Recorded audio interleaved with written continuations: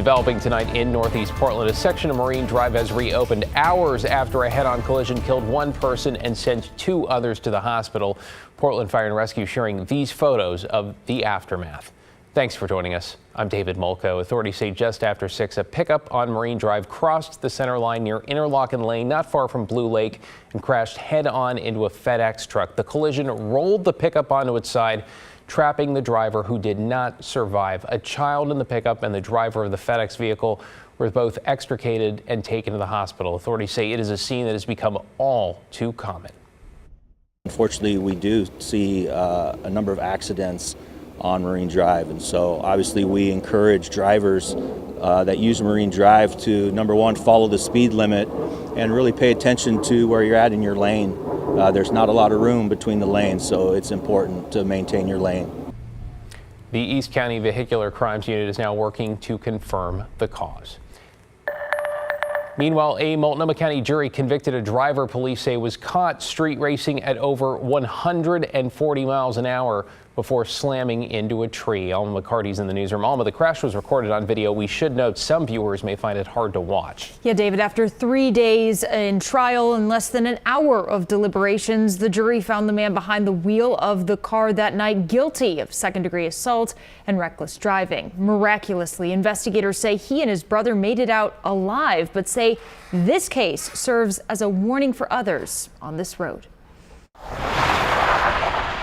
Police photos from May 2023 show the aftermath of a record-breaking wreck. We can't think of another case where we downloaded airbag control module data and the speed was higher than 141 miles an hour. It was such an extreme and violent collision. The engine block was ejected from his vehicle and landed on the entire other side of Marine Drive, so 5 lanes of traffic. Deputy DA Brandon Meadows also showed the jury this security video of the 2024 Mustang flying down the road before the driver, 39-year-old Ivan Savitsky, overcorrected and crashed. He lost complete control of his vehicle, slammed into a light pole, slammed into a tree. Although he told officers at the time he'd been cruising at around 60 miles per hour, investigators would soon learn he'd been speed racing with his brother in the passenger seat. His brother, Andre, was not so lucky. He suffered from brain hemorrhages. He had to be intubated because he wasn't breathing on his own, which then leads to acid buildup in your body, which a doctor opined ultimately could result in the death of him. And so, but for the intervention and the medical advances that we've had, he certainly would have died. Long considered a notorious stretch for this kind of activity, prosecutors and police hope Savitsky's conviction on charges of assault and reckless driving will send a message. I have been to where this crash occurred or within a few blocks of it more times in my time on the major crash team than any other section of the city of Portland. I think going 142 on any street, be it a highway or a public road, is manifesting extreme indifference to the value of human life. But then you start adding into it the fact that it was a street racing event and the fact that he had a commercial driver's license on top of it. He should have known better. And Alma, speaking of accountability, what are the consequences for the driver here? Well, David, Savitsky will be sentenced next month. Because this happened back in 2023, I'm told that the new street racing laws don't apply. However, the assault is a Measure 11 charge, meaning he faces a mandatory minimum of 70 months in prison. David? Thanks, Alma. Appreciate your reporting tonight. To get you caught up on tonight's other headlines now, some neighbors in Northeast Portland are on edge after a daytime gun battle. Investigators say they found roughly 30 .30 shell casings near Northeast 12th and Going Tuesday afternoon. Witnesses describe someone firing at a vehicle and people in that car firing back. I don't know what else, one can do except to keep their eyes open and hope that it's kind of a one-time thing. Police say it does not appear anyone was hurt. No word on any suspects. In Camas, police are looking for the suspects who apparently used a vehicle to smash their way into a shooting range and then made off with a number of firearms. This was just after 2 Tuesday morning at the Safe Fire Indoor Range on Lake Road. Authorities say the suspects stole several guns from the shop inside and were gone by the time police arrived. A metal panel now blocks the damaged entrance there. So far, police have not released suspect or vehicle descriptions. And Vancouver police called in the Air Force explosives team to detonate several unexploded ordnances uncovered at Pearson Airfield. And archaeologists found the first UXO, as they're known, possibly from World War I. Around noon yesterday, the crew detonated that one and then apparently found and detonated several more. The airfield was once the site of a spruce mill that mass-produced military aircraft components. It is currently undergoing a construction project to upgrade its electrical systems. New at 11, we're learning more about a dramatic rescue on Mount St. Helens after a group of snowmobilers triggered and then survived an avalanche. Catherine Cook met the specialized group of volunteers who got them out. The volcano rescue team is based here in Yakult.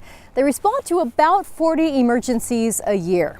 They say the avalanche on St. Helens last week was one of the scariest in recent history, and they're incredibly grateful all 3 victims survived.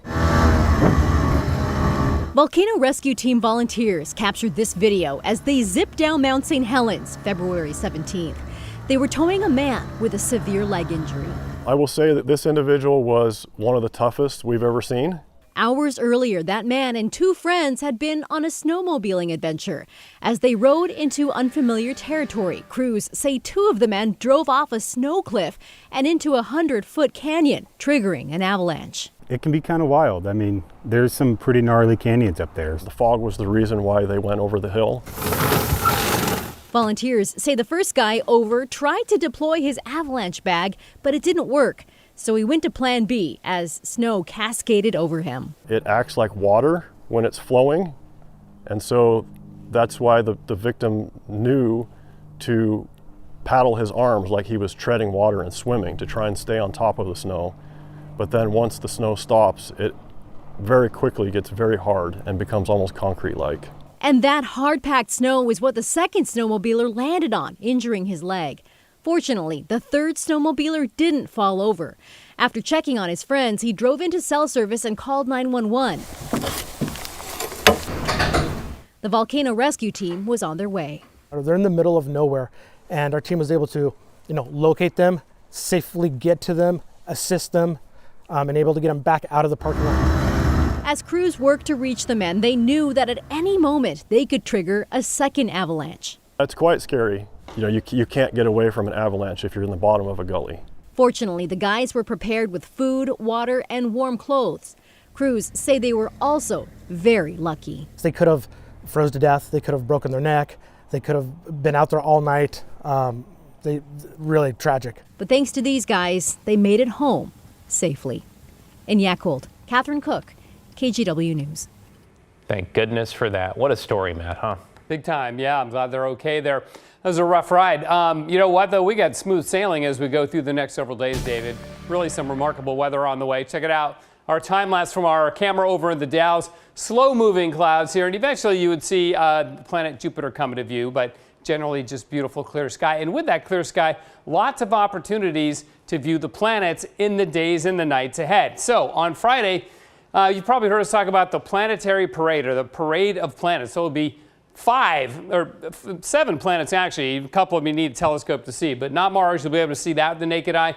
Jupiter, naked eye visible. So is Venus. Mercury, Uranus, and Saturn, not so much, especially Mercury and Saturn. They're so close to the horizon. But also a very thin crescent moon coming up on Friday, because tomorrow is the new moon. So look, if you want to see the planets, about 6 o'clock tomorrow night, look to the west. Now, as far as the moon goes, we have new moon, as I mentioned. We'll have a very thin crescent by Friday, but this new full moon that comes up in March is called the worm moon. One of my favorites of the year because it's called the worm moon. That's on March 13th, so a couple weeks before that happens. Tomorrow, a little bit of patchy fog and then sunshine, up to 65 tomorrow, David, and even warmer still later in the week. Back to you. Hey, can't argue with the 60s. Thanks so much, Matt. The former head of a local nonprofit meant to help support businesses in Portland's Alberta Arts District has now pleaded no contest to embezzling $100,000. Devon Horace was facing federal charges after he stole from the now defunct nonprofit Alberta Main Street. Instead of a long prison sentence, though, he'll have a year of probation and have to pay restitution. If Horace violates the terms of his probation, he could face up to 3 years behind bars. To a sudden about faced by the federal government and a big sigh of relief for a local nonprofit after the Trump administration reinstated funding for legal representatives for minors trying to achieve legal status in the U.S. Now, we've heard about this over the last couple weeks, and they've sort of done a 180. Today, we heard from a local college student from Guatemala who crossed the border as a teenager. The senior, who KGW agreed not to identify, said she eventually landed in foster care in Portland, and local attorneys and immigration counseling services worked with her to achieve legal status. Sometimes you feel like you can go crazy, and if you don't have like positive thoughts and a strong mind, it kind of like cuts you down into pieces. It takes a long time to build trust and let them know that, you know, we're there to protect their due process, and there's already so much trauma that they've gone through. Frank Garcia there at ICSCC, he believes a massive letter writing campaign to congressional leaders helped convince the White House to reverse course. In Olympia, Governor Bob Ferguson is set to present suggested cuts and changes to lawmakers on Thursday morning that could make a dent in the state deficit. Ferguson has said tax increases should be a last resort, with legislators tasked with coming up with a balanced budget that makes up for a $12 billion deficit over the next 4 years. The governor saying the state needs to find efficiencies first. Some are tough choices. I want to be clear about that. Some are tough choices. Others are what I would consider good government, that most Washingtonians would nod their head and say, yeah, that makes sense. Government should do that anyway, whether you have a budget shortfall or not. So it's a combination of those things. But that's been my focus, is the savings, the efficiencies, how we can do things better. We will see. The governor says his list of suggested cuts will not impact schools or public safety agencies like the Washington State Patrol.